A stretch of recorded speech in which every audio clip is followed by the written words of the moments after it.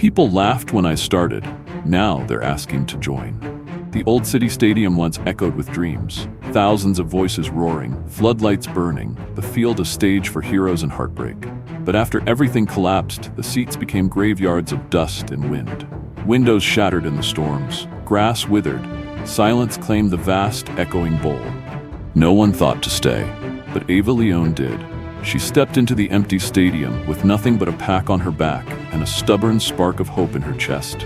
She walked the silent corridors, past deserted concessions and darkened luxury suites.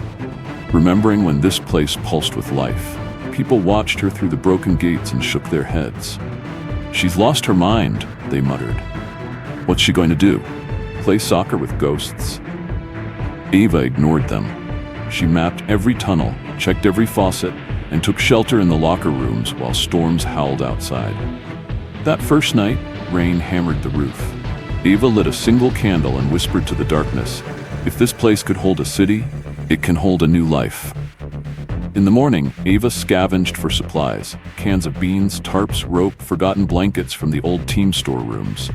She swept the main concourse and set up camp beneath the giant scoreboard, its broken numbers looming like ancient runes overhead. Days blurred together.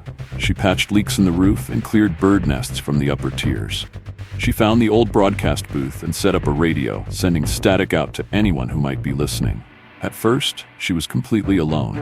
Her only company, the memory of cheers, the whistle of wind, and stubborn weeds pushing through the cracks. But even in a broken world, word travels.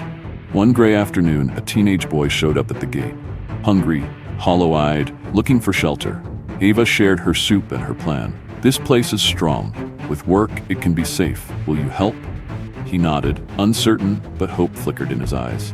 Others followed. Two sisters carrying a battered guitar, a grandfather and his granddaughter, clutching a faded team flag, a medic, limping and grim, who turned the old first aid room into a clinic. Each new arrival brought something, skills, stories, or simply the willingness to help. Ava welcomed everyone with the same rules. "We build this together. We eat together. We protect each other." They turned empty concession stands into kitchens, dug gardens where the pitch had died, and cleaned out the locker rooms for sleeping quarters. One engineer rewired the ancient scoreboard to serve as a giant lantern, bathing the nights in soft blue light. Some still laughed at them from beyond the fences. But as the stadium's lights began to glow again and laughter echoed through the stands, people outside began to wonder, was it really possible to build a home here? Inside the walls, Ava and her new family already knew the answer. The community grew, pulled together by necessity and Ava's quiet determination. People brought what little they had, blankets, canned beans, memories of old trades and forgotten skills. An engineer patched the leaky pipes beneath the stands, rigging up rainwater barrels beside the player tunnels. A retired teacher took over the old ticket booth, turning it into a classroom for restless children. Every morning, Ava made her rounds, checking bunk rooms, rationing supplies, tending to the sick with herbal teas from plants growing in the sunniest corner of the field. She insisted on daily meetings so every voice could be heard. Work was divided fairly. Cleaning, repairing, foraging, standing guard at the gates. Some grumbled at the rules, but Ava's fairness, her unshakable calm, and the fact that she worked harder than anyone else slowly won them over. Threats still loomed beyond the walls. Desperate thieves, packs of wild dogs, rumors of sickness drifting through the city. Yet inside the stadium, something new was taking root: trust. Turning the stadium into a home was an endless task. Ava oversaw the transformation of empty locker rooms into dormitories, the VIP boxes into storerooms, and the old merchandise stands into a bustling kitchen. She encouraged creativity. Artists painted murals along the stadium tunnels, a musician tuned up a battered piano found in a forgotten lounge, and gardeners coaxed beans and tomatoes from raised beds cut into the remains of the pitch. But survival was never guaranteed. Food was always scarce. Foraging parties went out daily, sometimes coming back with only wild greens and a handful of dented cans. At night, when fear crept in, Ava called everyone together beneath the scoreboard. People shared stories of the world before, sang songs, and found comfort in each other's presence. The stadium filled with new voices and the rhythm of shared hope. Trouble found them anyway. One night, gunshots echoed in the distance, closer than ever before. The city was still dangerous. Too many desperate people, too few safe places. Ava gathered the group. We built this together. We protect it together. No one goes out alone. Everyone takes a turn on watch. They barricaded the main gates, reinforced windows with scrap metal, and posted lookouts on the upper tiers. Fear tested their resolve, but Ava would not let panic take over. When a group of armed strangers tried to break in, the stadium community stood together at the gates, scared, but united. Ava stepped forward. We have nothing to steal, but we share what we have. If you need shelter, you earn it. If not, move on. The would-be intruders, seeing only determination and empty hands, faded into the city shadows. Inside, the survivors breathed easier. The stadium had become more than shelter. It was becoming a true city of survivors. As the days passed, the stadium began to feel like a living, breathing place. Rations were stretched with creativity. Bean stew bulked out with wild greens, bread baked in old concession ovens. Children played hide-and-seek in the upper stands, discovering secret passages and forgotten storerooms. Ava rarely rested. She listened to every worry, mediated every dispute, and found work for even the most hopeless souls. But it was no longer just Ava holding the community together. The retired teacher ran classes for children and adults alike.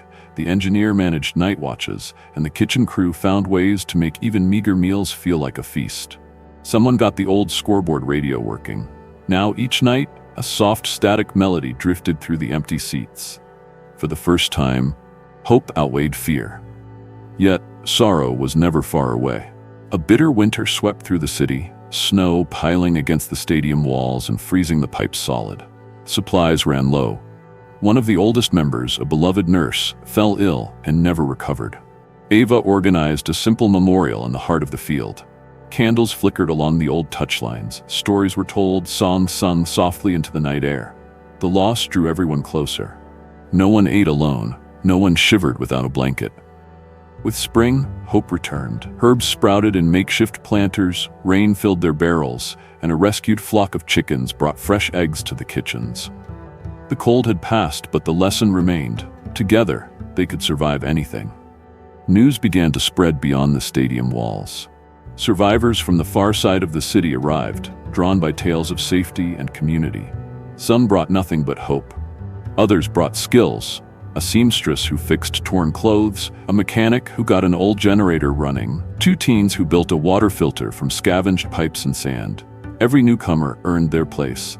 Ava welcomed each with work and with trust. Sometimes trust was broken, food stolen, rules ignored.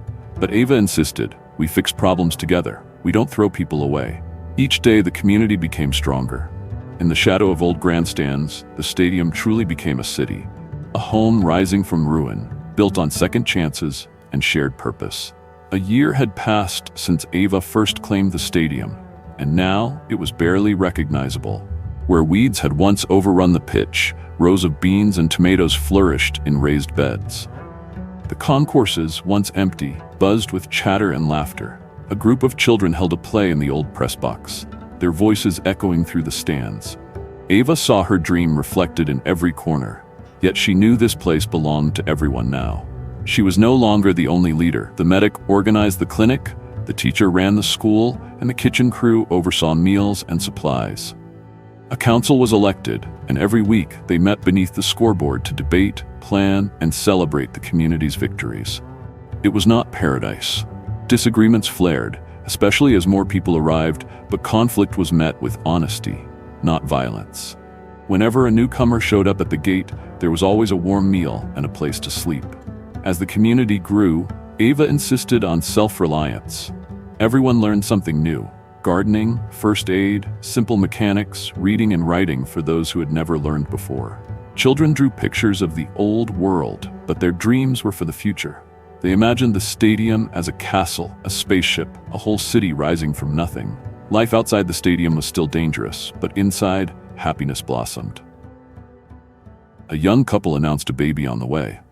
The entire stadium threw a feast to celebrate, and when hardship struck, a broken pipe, a fire in the kitchens, or the theft of food, people responded together, not as victims, but as neighbors. Ava watched, both proud and humble. News from beyond the city changed everything. A scouting party returned, saying the river, long thought dry, flowed again. Wild fruit trees blossomed where there had once been only ruins. Other survivor communities were rebuilding. Messages arrived, passed hand to hand. There is safety here. We have food to share. We are ready to start over. The council met under the scoreboard. Should they reach out? Should they open the gates even wider? Ava spoke quietly. We were saved because we helped each other. If the world is healing, we must help it too. We're not just survivors, we're the beginning of something new. And so, with blessings and hope, the gates of the stadium opened wide. The city of survivors was ready to help rebuild the world. The spirit of hope spread beyond the stadium. Teams ventured into the city, clearing rubble and planting gardens in empty lots. They reconnected with other survivor groups, sharing seeds, tools, and hard-earned lessons about water, food, and shelter. Old buses became mobile classrooms, traveling between communities to teach and learn. The mechanics team even managed to fix up a battered city bus, running routes from the stadium to the outer neighborhoods. Children joined the grown-ups on expeditions, learning how to find wild herbs, how to spot danger, and how to welcome strangers safely. At night, the stadium buzzed with new faces, stories, and laughter. People sang, cooked together, and watched the city's slow rebirth.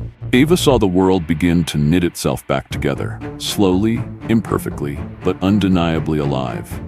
Inside the stadium, new traditions blossomed. A festival was held for every successful harvest, a mural painted for every community milestone. The stands filled with the music of shared joy and the memories of lost loved ones. Old clocks, repaired and wound, kept not only time, but the community's rhythm. Young leaders emerged, dreaming of bigger projects, reopening city schools, building new playgrounds, even connecting with survivors in other cities. The council expanded, welcoming representatives from outside communities and learning new ways to cooperate. Ava, older now, watched with gratitude as others took on the work she had started. Her purpose was clear: to keep hope alive, you must let it change hands. Years passed. Ava became a living legend, her story painted in murals, told in song, and whispered at bedtime. On the anniversary of her arrival, the whole city gathered in the stadium center. Children laid wildflowers at her feet. The council unveiled a plaque. She built a home for all of us. That night, under the glow of the giant scoreboard, Ava addressed her people. We survived because we chose each other. We endured because we shared. When you see an empty place, remember, life can return if you're brave enough to begin. Her words echoed in the stadium and far beyond, into a world slowly finding its way back to hope. Decades passed, and the stadium city flourished. Gardens filled the pitch and the stands, fruit trees shaded the old entrances, greenhouses arched above the upper tiers, catching sunlight and rain. Children grew up running laps where athletes once sprinted, learning not only how to survive, but how to care for a community and for each other. The original council expanded into a network, representatives from neighborhoods and distant enclaves, all meeting beneath the scoreboard to debate, plan, and dream. Old rivalries faded as people learned to build rather than hoard. The mechanics' bus fleet expanded. Mobile clinics and libraries brought help to every corner of the city. Ava, her hair now silver, spent her days tending the gardens and sharing stories with the youngest generation. Her favorite place was a bench in the center of the field, surrounded by herbs and wildflowers. One night, as lanterns floated above the grass and music filled the stadium, Ava addressed the gathered crowd. When I first came here, all I had was hope. Now, hope is all around us. It's in your hands, your hearts, your dreams. This place will live as long as we keep building together. The applause seemed to echo forever through the open sky. Ava's final years were marked by peace and gratitude. She mentored young leaders, teaching the value of patience, trust, and listening, reminding them that true strength was found in kindness. The city changed around her. A group of artists created a mosaic along the concourse, telling the history of their survival. Engineers built solar panels on the upper stands, providing energy for generations to come. New homes rose beyond the stadium's walls, each one echoing the spirit of shared work and hope. On the stadium's 50th anniversary as a city, thousands gathered beneath the scoreboard. Ava sat quietly as children recited the community's history, and the new mayor, a woman Ava had once taught to plant carrots, spoke. We stand here because one person believed in us, even when we couldn't believe in ourselves. That night, lanterns floated skyward, a sea of light above a city that had once been nothing but shadows. Ava passed away quietly, surrounded by friends and family, her hands clasped by those she loved. The years rolled on, but Ava's story lived everywhere. Her name was carved into the stadium's gates and whispered at every harvest. Her journal, filled with advice and sketches, was kept in the council hall for all to read. The city grew, becoming a beacon to distant lands. People traveled from ruined places far away, hoping to learn the secret of a community that had survived not just disaster, but the slow, hard work of building something better. Every year, on the anniversary of Ava's arrival, the stadium filled with music, laughter, and hope. Children carried wildflowers onto the pitch. The council read Ava's words. People laughed when I started. Now they're asking to join. And so, in the place where dreams once echoed and dust once reigned, a new world had truly taken root. A world where no one was ever alone.